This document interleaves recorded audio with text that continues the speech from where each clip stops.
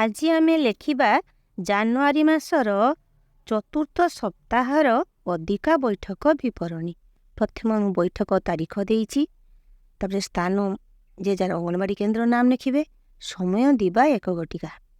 ଅଦ୍ୟତା 27/1/2024 ଦିବା 1 ଘଟିକା ସମୟରେ ଅଙ୍ଗନବାଡ଼ି କେନ୍ଦ୍ରରେ ଗ୍ରାମର ସମସ୍ତ କିଶୋରୀମାନଙ୍କୁ ନେଇ ଅଧିକା ବୈଠକ ହୋଇଥିଲା।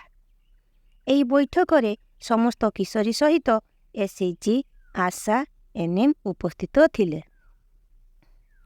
ଉକ୍ତ ବୈଠକରେ ସଖୀ ଗାୟତ୍ରୀ ପରମାଣି, ସହେଲି ଅଭିପ୍ସା ଦତ୍ତ ସଭାକାର୍ଯ୍ୟ ପରିଚାଳନାରେ ସାହାଯ୍ୟ କରିଥିଲେ।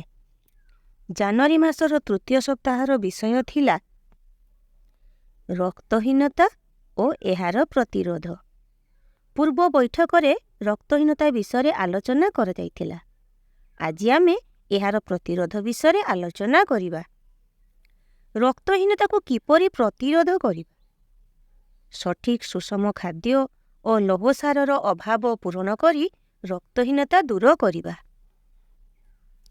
ଲୌହସାର ଥିବା ଖାଦ୍ୟ ଯଥା ମାଣ୍ଡିଆ, ବାଜରା, ଡାଲି, ପନିପରିବା, ଶାଗ, ଗୁଡ଼, ଚିନାବାଦାମ, ଅଣ୍ଡା, ମାଛ, ସୋୟାବିନ୍, କଞ୍ଚା ଓ ପାଚିଲା କଦଳୀ କିଶୋରୀ ଅବସ୍ଥାରେ ଖାଇବା ଉଚିତ।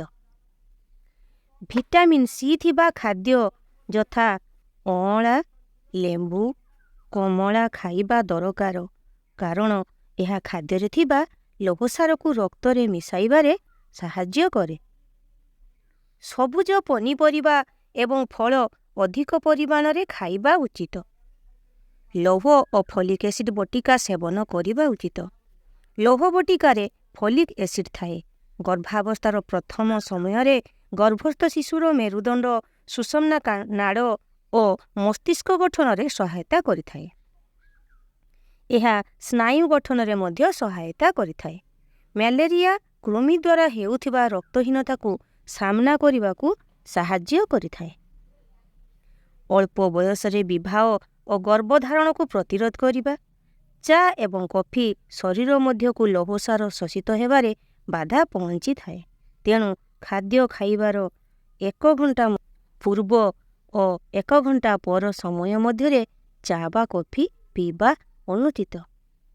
ରାନ୍ଧିବା ପୂର୍ବରୁ, ଖାଇବା ପୂର୍ବରୁ, ଝାଡ଼ା ଯିବା ପରେ ସାବୁନରେ ଭଲ ଭାବରେ ହାତ ସଫା କରିବା ଉଚିତ।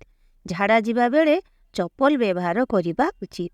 ସଫା ପାଣି ପିଇବା ଓ ପାଇଖାନା ବ୍ୟବହାର କରିବା ଦ୍ୱାରା ରକ୍ତହୀନତାକୁ ଦୂରେଇ ପାରିବା। ବୈଠକ ଶେଷରେ ସମସ୍ତ କିଶୋରୀମାନଙ୍କୁ IFA ବଟିକା ଦିଆଗଲା। ମୁଖ୍ୟମନ୍ତ୍ରୀ ସମ୍ପୂର୍ଣ୍ଣ ପୁଷ୍ଟି ଯୋଜନାର ବଣ୍ଟନ କରି ସମସ୍ତଙ୍କୁ ଧନ୍ୟବାଦ ଦେଇ ଆଜିର ଅଧିକା କାର୍ଯ୍ୟକ୍ରମକୁ ଶେଷ କରାଗଲା।